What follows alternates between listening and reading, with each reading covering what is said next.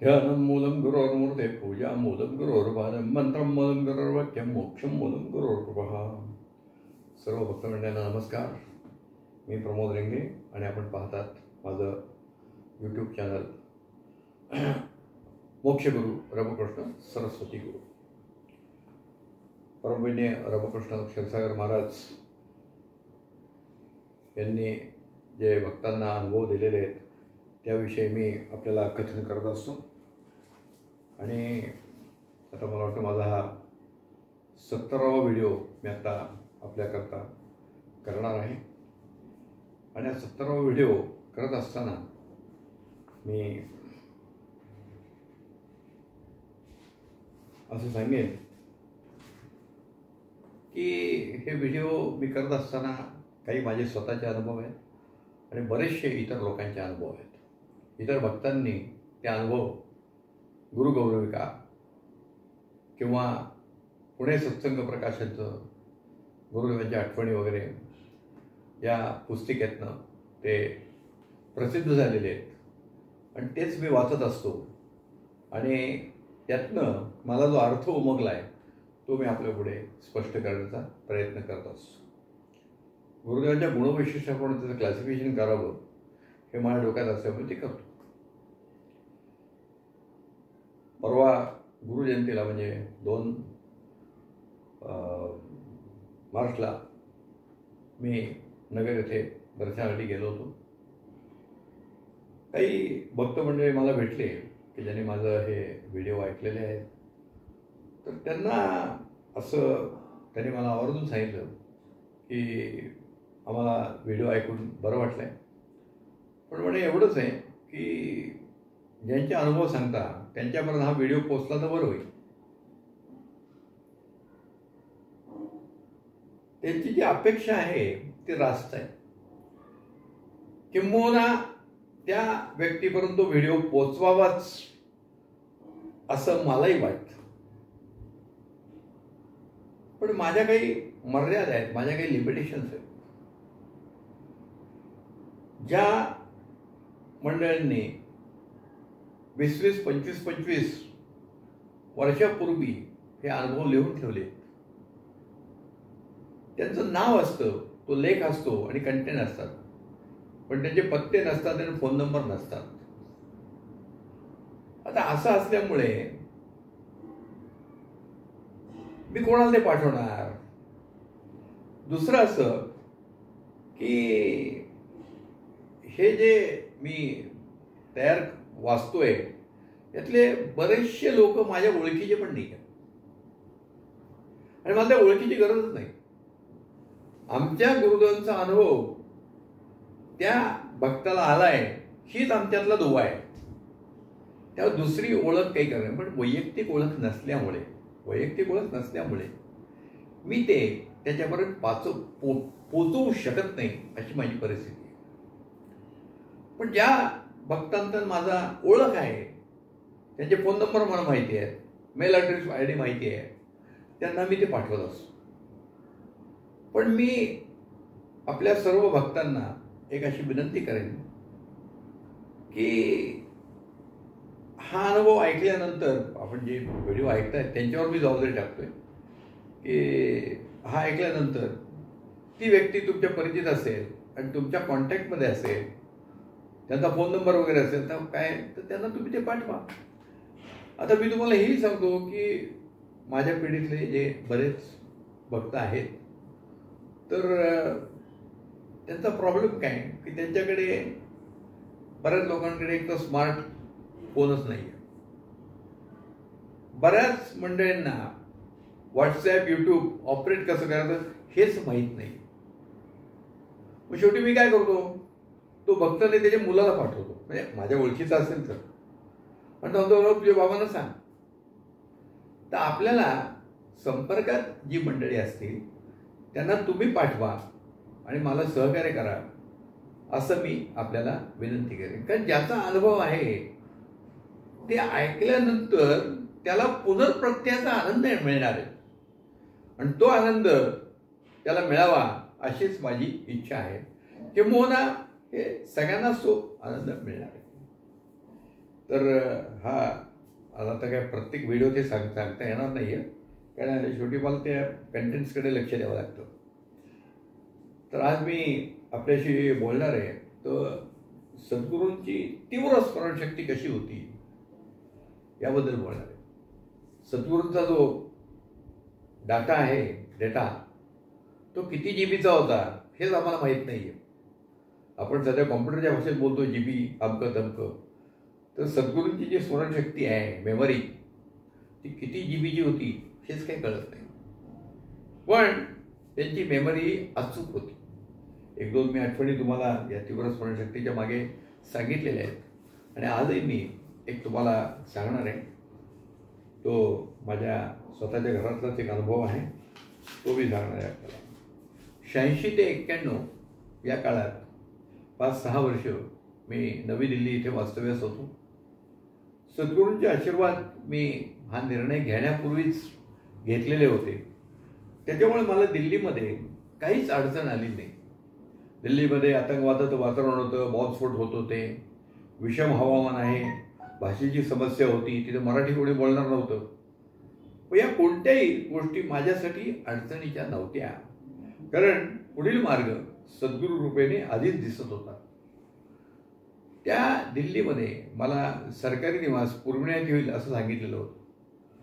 पण ते सरकारी निवास माझ्या ऑफिसपासून 6-7 किलोमीटर लांब होतं. पण ते लांब होतं, 3 बेडरूमचा तो फ्लॅट होता, पण त्याची वाताहत झालेली होती. ते भाड्याने घेतलेलं असल्यामुळे तो घर मालक काही ते दुरुस्ती वगैरे करत नव्हता, आणि मला मग तिथं राहणं जरा दुरापास्त वाटलं.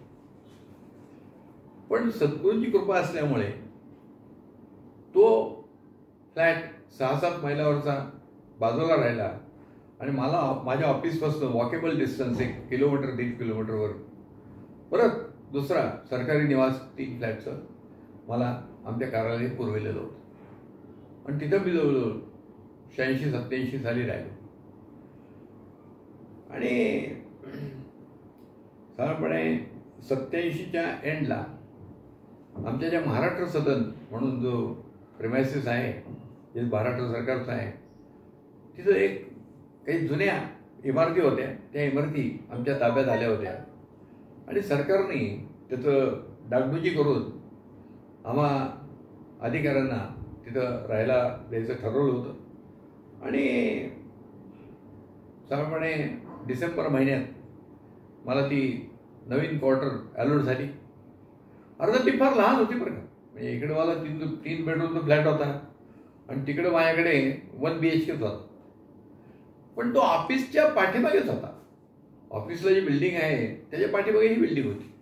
ऑफिस प्रिमायसिसमध्येच ते असल्यासारखंच होतं. त्यामुळे मी तिथं प्रेफर केलं, आणि 25 डिसेंबरला सद्गुरूंच्या प्रतिमेचं तिथे मी पूजन केलं, आणि आम्ही तिथे राहायला गेलो. तर डिसेंबर-जानेवारी महिना हा दिल्लीमध्ये प्रचंड थंडी असते, भयानक थंडी असते. आणि ती जी जागा आहे ती जवळ 20-25 वर्षाची ओस पडली होती.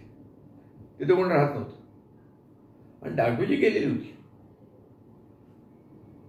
आणि त्या घरांना थंडीमुळे ओल आलेली होती. आणि आम्ही तिथं राहायला गेलो, आणि पहिल्या 8 दिवसातच माझी मोठी कन्यका चिरंजीव भूमी उर्फ आदिती ही भयंकर आजारी पडली. 8 दिवसात आजारी पडली, आणि तिची तब्येत एवढी बिघडली की सकाळी 11 वाजता मला मिसेसनी ऑफिसला निरोप पाठवला, ताबडतोब या. पाहिलं तर लेकरू फार पेंगलेलं होतं. आता काय करावं? आता आमच्या महाराष्ट्र शासनाचे तिथं डॉक्टर वगैरे उपलब्ध होते, मग त्यांच्याकडे आम्ही गेलो, आणि त्यांनी थोडी चिंता व्यक्त केली. पण म्हणे काही नाही, आता मी औषधं देतो तुम्हाला, आणि आपण बघू, आणि नाही तर मग तुम्हाला ॲडमिट तिला करावं लागेल. आणि आम्ही साधारणपणे 12 वाजता ती औषधं वगैरे घेऊन आलो. औषधं तिला पहिला डोस दिला, आणि माझं ऑफिस शेजारी असल्यामुळे मी नंतर ऑफिसमध्ये गेलो. ती झोपली, आणि संध्याकाळी परत आलो. आमची मिसेस जरा चिंताग्रस्तच होती, सौभाग्यवतींची चिंता वाढली होती. ते म्हणलं अरे आता औषधं आणली, डॉक्टर आणली, होईल बरी. नाही नाही म्हणले मला या घरात राहायचंच नाही म्हणले. तुम्हाला काही काही वाटतं का नाही, 25 वर्ष ओस पडलेली जागा इथं तुम्ही आम्हाला आणून ठेवले, काय या जागेत काहीतरी मला काहीतरी बाहेरची बाधा वगैरे दिसते, माझी मुलगी आजारी पडली, मला नाही करायचं. आता तिने बाहेरच्या बाधेचा विषय काढल्यावर मी तिला ताबडतोब सांगितलं की म्हटलं हे असं काही आपल्या घरात होणार नाही. सद्गुरूंची प्रतिमा मी लावलेली आहे, सद्गुरूंचं अधिष्ठान इथं आहे, त्यामुळे असल्या कुठल्याही गोष्टीला आपल्या घरात थारा मिळणार नाही, याची तू अजिबात चिंता करू नको. आपण असं करू. ती झोपली होती. तर म्हणलं आपण असं करू, आता संध्याकाळ झालेली आहे, देवाबत्ती करू, देवापुढे उदबत्ती लावू, देवा लावू आणि आपण करुणापदी म्हणू. आणि मग संध्याकाळची जी करुणापदी आहे ती मी आणि सौभाग्यवतींनी म्हणायला सुरुवात केली. आणि पहिली 1-2 पदं म्हटल्यावर आमची कन्या जागृत अवस्थेत आली आणि त्याच्यानंतर तिने खेळायला सुरुवात केली. आणि शेजारचे पाजारी लोक ती तब्येत बरी नाही म्हणून भेटायला आले होते संध्याकाळी. कारण ऑफिसवरती बातमी लगेच पसरली आणि आम्ही कॉलनीतच राहत होतो, तेव्हा तिथे सगळे लोक आले आणि तिला खेळताना पाहून सगळ्यांना आश्चर्य वाटलं. काय म्हणजे सद्गुरूंची फक्त आपण त्या ठिकाणी ध्यान केलं, करुणापदी म्हटली, या करुणापदीचा एवढा परिणाम झाला. म्हणजे बाह्य बाधा तर नाही, असं मला ते खात्री होती, पण मिसेसला शंका आली. आणि साधारणपणे या शंका महिला मंडळींना जास्त येतात, पुरुषांना येत नाहीत, पण महिला मंडळींना येतात. आणि ते करुणापदीचा एक फार चांगला आम्हाला त्या ठिकाणी अनुभव आला. आणि आता ते या गोष्टी आम्ही सद्गुरूंना कळवत असतो, त्यामुळे मी पत्र पाठवून त्यांना नवीन जागेत राहायला जाणार हे पण मी कळवलं होतं. आणि हा प्रकार घडल्यावर मी सद्गुरूंना पत्र पाठवून कळवलं की आपल्या कृपेने तिची तब्येत ठीक आहे, अमके तमके सगळं त्यांना कळवलं होतं. सौभाग्यवतीचे विचार पण तिला मी पत्रात लिहिलेले होते. आता पुढे 6 महिन्यांनी गुरुपौर्णिमा आली. वास्तविकता प्रत्येक वेळेस मला दिल्लीहून गुरुपौर्णिमेला येता येत होतं अशातला भाग नाही, पण त्यावेळेस मी आलो. मी सौभाग्यवती कन्या अशा आम्ही आलो आणि सद्गुरूचं दर्शन झालं. दुपारच्या वेळेस सगळं आम्हाला चरणस्पर्श वगैरे मिळाला. आणि मग आमच्या सौभाग्यवतींकडे मग मिसेस मंगलला विचारलं की का गं बाई, आता तुझ्या घरात काही तसा प्रकार नाही ना? म्हणजे 6 महिन्यापूर्वी मी पत्र पाठवून त्यांना कळवलं होतं, ते त्यांनी आवर्जून लक्षात ठेवून मंगलला पाहिल्यावर तिला विचारलं. एवढे रोज भक्त एवढे येत आहेत, रोज एवढी पत्र येत आहेत, एवढं सगळं आहे, पण व्यक्ती समोर दिसली की तिची समस्या त्यांच्या बरोबर लक्षात यायची. आणि नुसती लक्षात नाही, ती बोलून दाखवायची. म्हणजे हे खरंच कठीण आहे. म्हणून मी तुम्हाला जे म्हटलं, गुरुदेवांची जी मेमरी आहे की ती किती जीबीची आहे हे कळत असा भाग आहे. हे असे अनुभव अनेक लोकांना